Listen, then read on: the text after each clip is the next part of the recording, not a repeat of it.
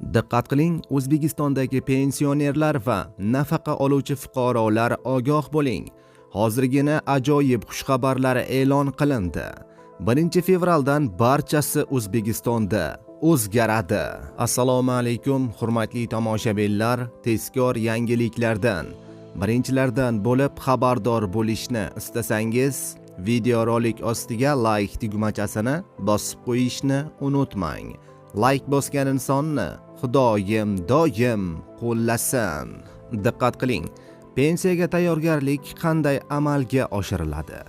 Pensiya jamg'armasi bo'lajak pensionerlarga mana sizlarga tavsiyalar berdi. Pensiya yoshiga yetib, ko'p yillik mehnat samarasini ko'rish, keksalik gashtini surish barchaning hayotidagi maqsadi hisoblanadi. Bunda albatta keksa yoshdagi daromad manbai pensiya muhim o'rin tutadi. Shu sababli barcha yoshlik paytida o'zining kelgusidagi pensiyasi haqida qayg'urishi va ushbu davrga oldindan tayyorgarlik ko'rib borishi lozim. Ko'pchilik pensiya yoshiga yaqin qolganida pensiya haqida o'ylashni boshlaydi. Endi menga qancha pensiya chiqar ekan?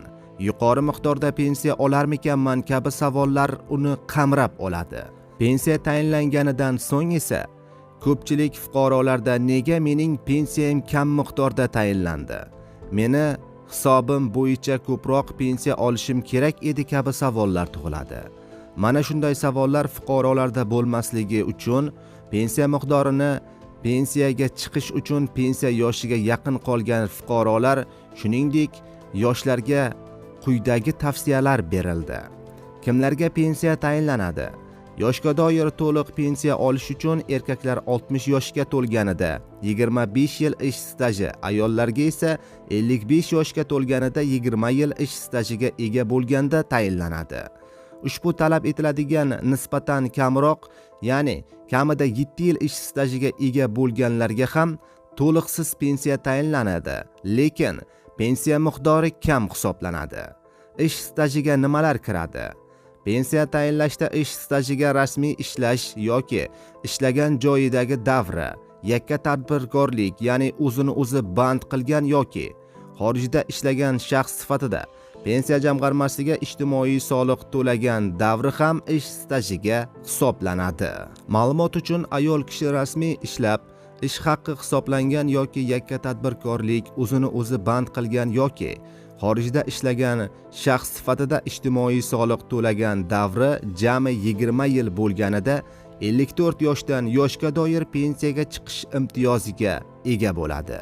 Bunda yuqoridagi davr uchun kamida 7 yil ish stajiga ega bo'lganda fuqaroning harbiy xizmat, oliy o'quv yurtlarida kunduzgi o'qish hamda bola parvarishi uchun ta'tilda bo'lgan har bir bola uchun 3 yil jami 6 yilgacha davrlar ham umumiy ish stajiga qo'shiladi.